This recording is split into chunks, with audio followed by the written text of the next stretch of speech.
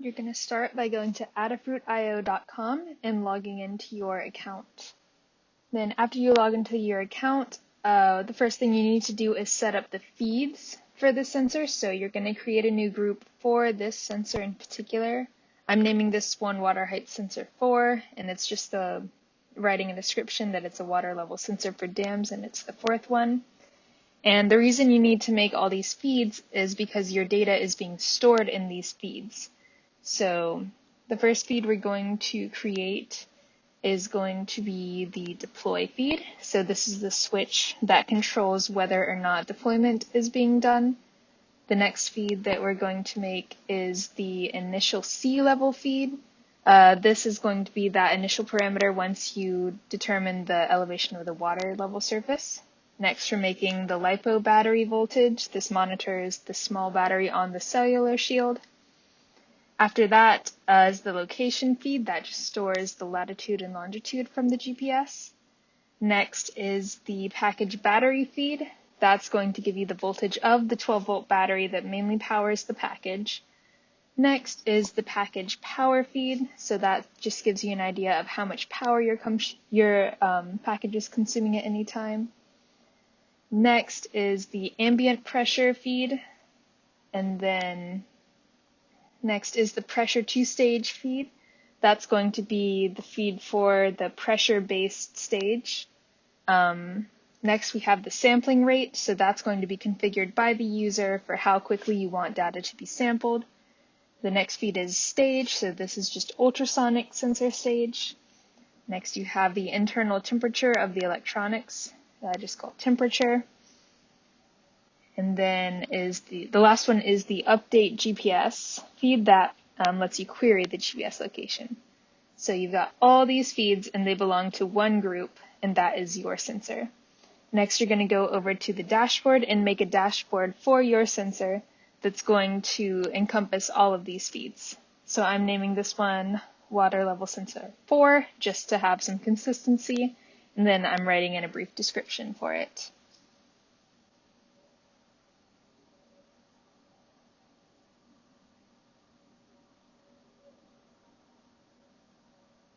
Go to the water level dashboard, and now you're going to start making the different blocks that are going to display the data for you. So the first block I'm making is the deployment block. You need to make sure you're in the correct group, so we want to go down to water height sensor 4, and then choose the deploy feed. This is just a toggle button, so it just has like an on and off boolean that it's going to send to the package. The next block that we're going to make is going to be the GPS query. So again, choose the update GPS feed, and then you go just write a good description for it so that you know what it means. And the next block you're going to make is going to be the initial sea level, so the initial elevation. And this is a different type of block. It's not a toggle switch, it's just a text block. So you can type in a number and it'll send that number there. Whereas the other two had just been switches on and off, this is going to send an actual float to the device. And you can see the formatting for this is small, but you can easily change it to be consistent with the toggle buttons. And I also made the text on it large, just so it fits better in the block. The next one is going to be the sampling rate feed. So this is the last feed that's going to be configured by the user, and it just houses how quickly, in minutes, the data is going to be collected. This is also a text block type, so that you can just put in a number, and I'm changing the text to large again, so it'll fit better.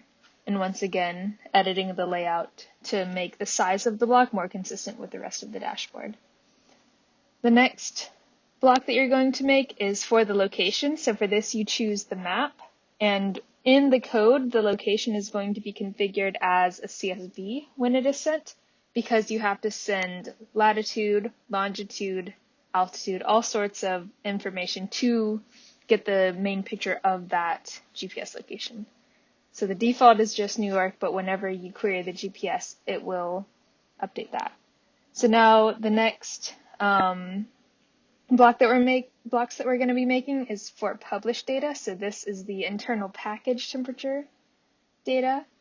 And that's going to be one of the parameters that's sent from the package to Adafruit IO instead of vice versa, like the first four were.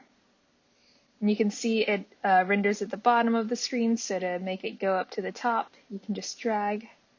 And it is a little difficult to drag, just because a lot of the blocks want to move around.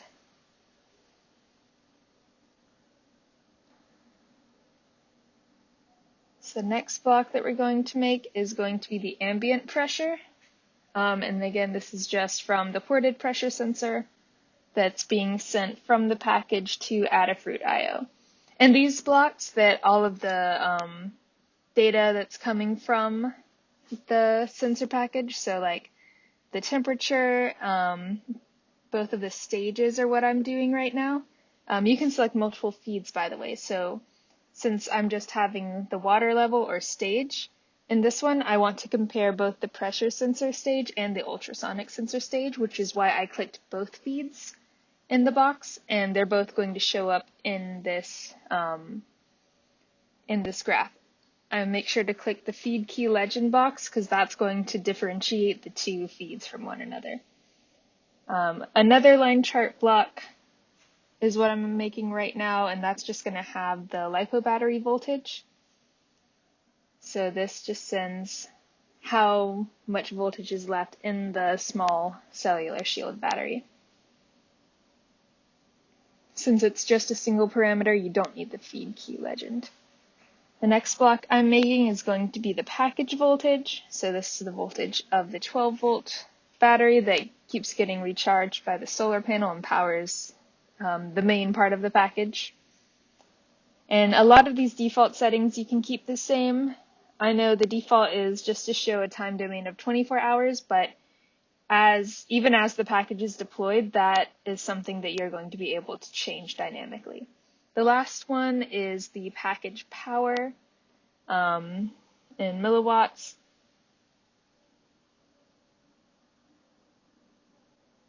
So now that you have every block that you need, the last step is to edit the layout just so that we can move all those blocks from down there up here and make it much more legible for the person so that they don't have to scroll all the way through the dashboard just to find out different parameters from here.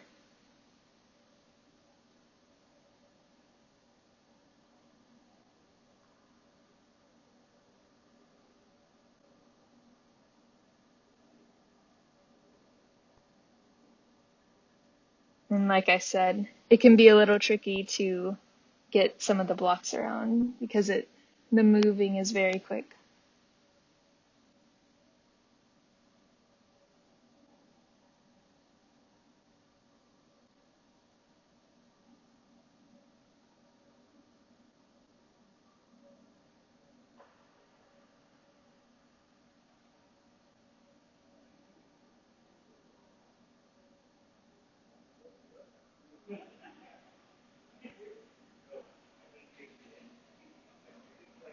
All right, so once you're happy with the dashboard, go ahead and click Save Layout, and that's the setup you'll have for the deployment.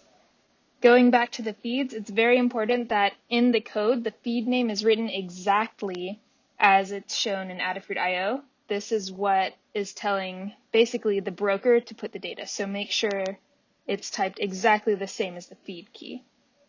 The other data you need to put in is your Adafruit IO username.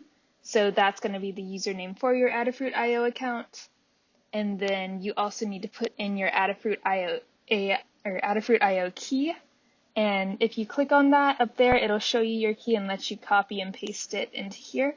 You don't want anyone to know that key, which is why I'm keeping mine private. And that's it for the Adafruit IO side.